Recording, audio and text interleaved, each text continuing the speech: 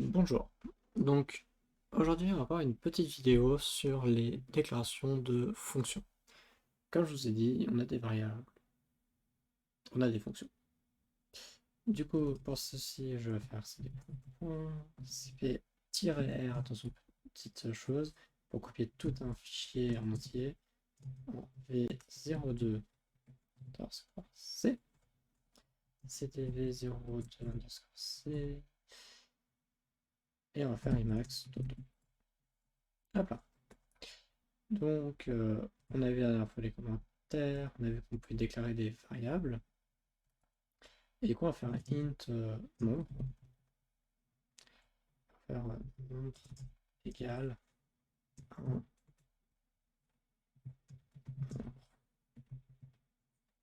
Et on va déclarer une fonction qui va s'appeler un nombre, qui va envoyer un nombre. Voilà.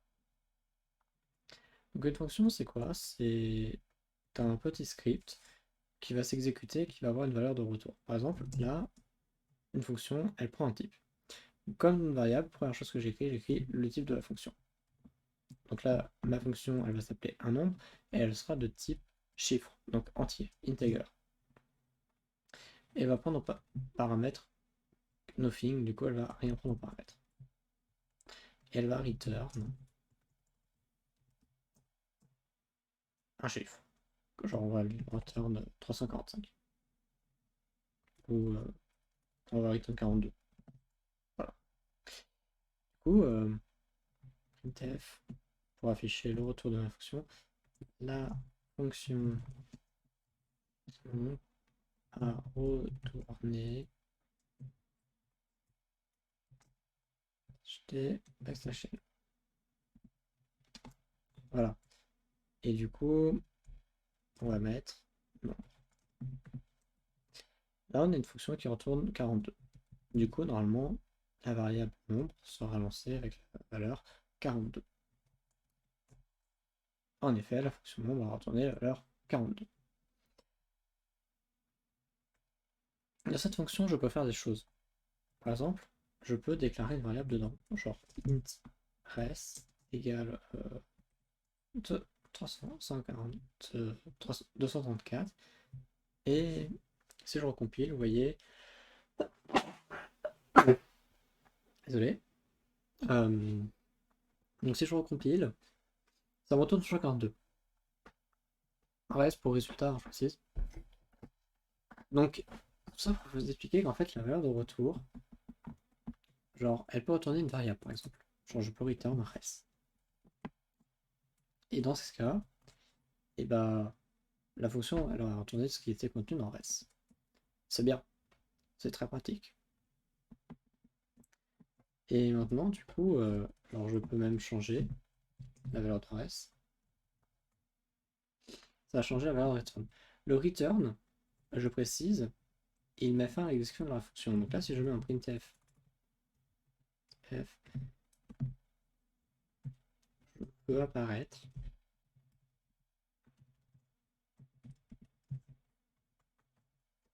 Et vu que nous ne sommes jamais assez dans la vue, voilà.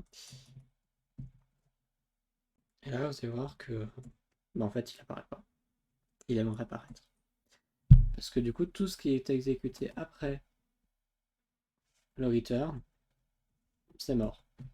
Genre là, si je mets par exemple ça ici, et là vous allez voir, normalement ça va générer ce qu'on appelle un cas d'erreur.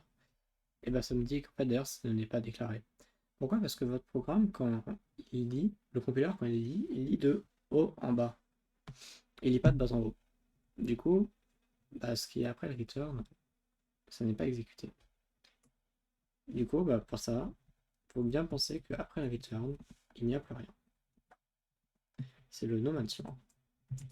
Et là, si je remets la fonction, le je veux apparaître apparaît après le hello world, puisque la fonction est appelée après le hello world, et ça retourne bien le bon chiffre.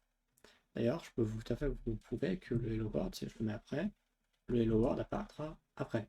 Parce que c'est lu de bas en haut, et l'exécution du main va être lue de bas en haut. Ce qui fait que par contre, du coup, genre, typiquement, si je fais ça, là j'ai deux possibilités. Soit j'ai une erreur de compilation, oui, j'ai une erreur de compilation, même si ça va compiler, hein, je précise. Mais ça me dira, la fonction a été déclarée implicitement. Ça compile, mais ça marche. Si je mets si je mets un certain flag à mon compilateur, ça ne marchera pas. Parce que du coup, c'est lu de bas en haut. Et du coup, actuellement, la fonction un nombre n'a jamais été lue. Vous êtes d'accord? Du coup, bah, pour ça, je vais mettre ce qu'on appelle un prototype de fonction qui est ici. De toute façon, on peut dire ça existe quelque part, ça sera lu à un moment.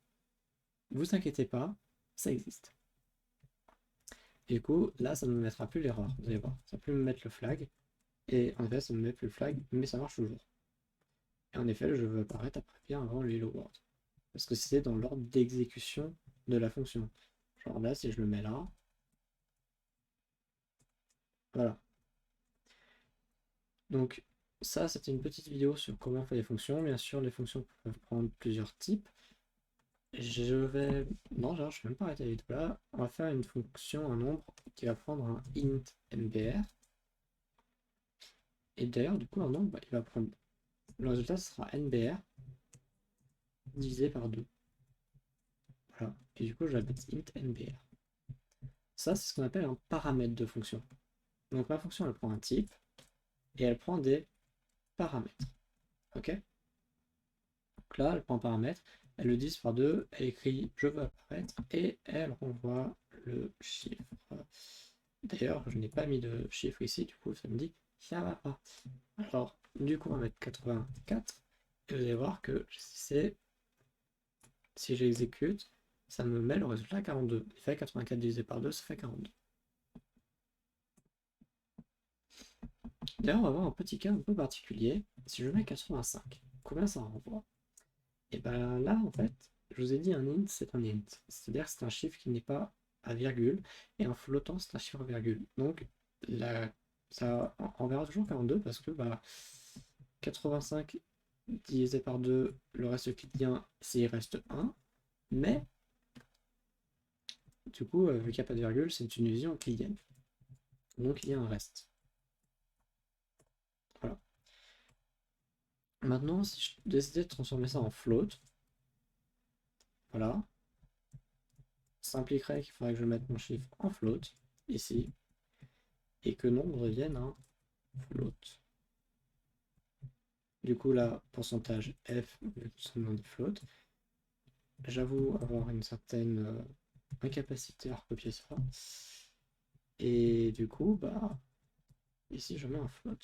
Et là, par contre, vous verrez que si je mets 85, là, ma fonction enverra un nombre flottant avec un 0,5. Voilà, voilà. Des fonctions comme ça, je peux en faire beaucoup. Je peux mettre autant de paramètres que je veux. On verra ça d'ailleurs dans d'autres vidéos.